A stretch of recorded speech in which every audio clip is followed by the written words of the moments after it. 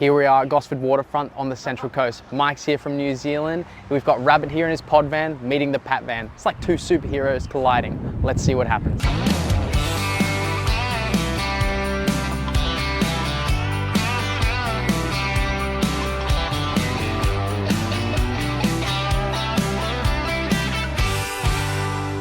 Well, it's a beautiful sunny day here at Gosford Marina, and this is the road to the CBAA. It's our PATRAP special, and Rabbit, my man. How you going, bro? Oh, mate, I'm good. Thanks for joining us. Yeah, thank you. We're day one on an amazing road trip. We're heading up to the CBAA in Gold Coast to celebrate a bunch of the community broadcasters that make the radio industry in this country so good. Mm-hmm. We're going back to grassroots. We're going to stop in at all sorts of places, parks. We're going to Dubbo. We're going to go and hang out at the Golden Guitar Motel. But before we left, we thought, you know what?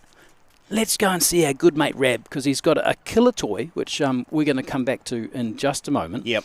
But first, I wanted to introduce you. You know, you're a voice that's well known to many Australian. You've got 3 decades behind your belt, behind the microphone.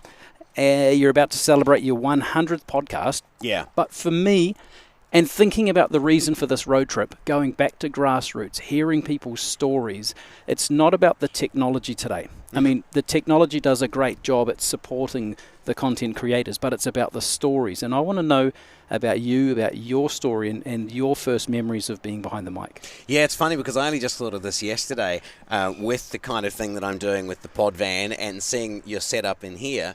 When I was probably 13, 14 years old, so before I started in radio, I just remembered yesterday that a mate of mine had a caravan outside their house, and they had this thing that you could basically broadcast from this little desk that they had, pretty much just to inside the house, so his parents were listening. Awesome. And I'd sit out there with the tape deck and play radio. And I'd totally forgotten about that, and full circle, now I'm doing it from a caravan again. You're giving me nostalgic flashbacks. I remember sitting in my parents' lounge room with the Phantom of the Opera record on. My dad had these huge, big white headphones that I'd put on, and I'd talk into a little crappy microphone we got from the warehouse or something like that back home in New Zealand, and Mum would say, "Why are you putting on that stupid voice?" And I think I must have been doing the hey. Because I'm a radio guy. I'm a radio You're guy. so young, it's actually coming out like this. Yeah, that's right. It's awesome, man. It's taken you a long way. You've got a killer load of awards under your belt as well. I've had a long career, in radio. I'm super, super thankful for that. Over 30 years of being in radio, starting out in New Zealand, then across here. It was terrifying for me at the end of last year when I thought that could be it for me for radio, because that's all I'd ever done. But haven't you pivoted well, though? Oh, man. Like, maybe this is a good segue, as we say in the industry, across to your new toy. What we've got parked up just over this way, you guys can't see that, but we will show you some vision. A 1967 retro caravan, the PodVan. Yeah. So I've renovated a few caravans before, and when the thing happened with the radio where just my contract didn't get renewed and I just didn't know what I was going to do next, I could find another job in radio somewhere. I've moved 28 times in my life, but we're done moving. And there was nothing else here in this market. And my wife suggested it. She said, "What about podcasts?" I had been thinking about it.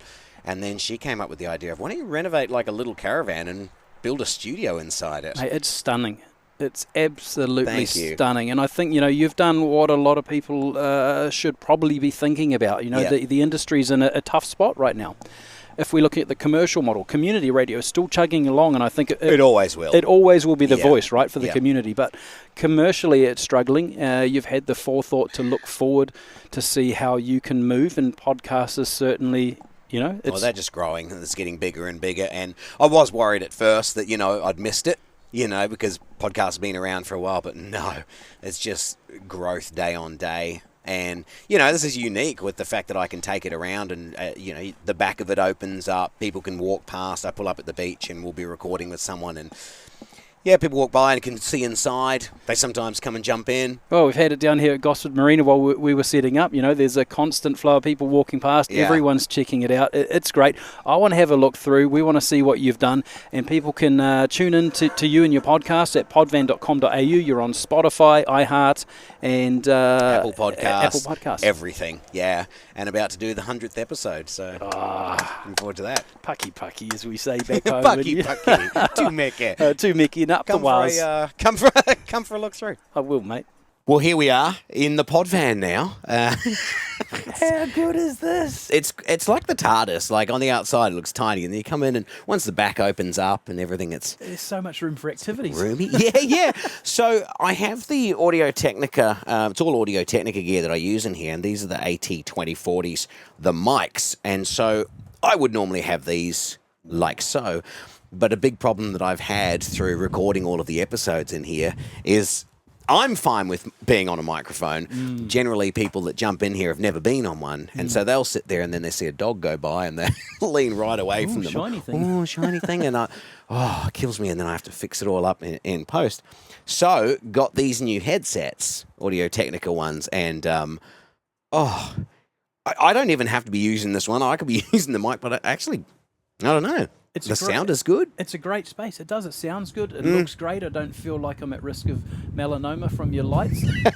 Well, who knows? I haven't really tested them. They just give a nice little bit of bit of light to the face. Yeah. What sort of content are you filming and capturing in here? What stories are you managing? Well, that's it. It's stories. Yeah. You know, the whole idea with it is everyone's got a story, and everyone that walks past you don't know their story. Everyone's got things going on, things they've been through, career changes. It's kind of like in radio, you know, you do those phone topics where you go, call in now what's the most embarrassing thing your kids ever said or something. And so I'll put that up online on my socials and people will write in messages and I'll go, well, I'm going to be down at the waterfront on Saturday. Come down and jump in. Great. You must get a lot of demons from people's closets. Well, it's all positive and uplifting and that kind of thing. So there's nothing scandalous or anything like that. There's enough of that stuff out there, and I don't want to be doing that. I want to put good out into the world. Mate, it's a refreshing change. I think you're doing a great thing, and we're looking forward to hearing about people's stories on our road trip as well. Oh, yeah, you'll get some great ones. Yeah, I love what you're doing. I love your content. I've been listening, and we really appreciate you spending the time with us. No dramas, thank you. Rabbit, thanks, brother. Cheers, mate.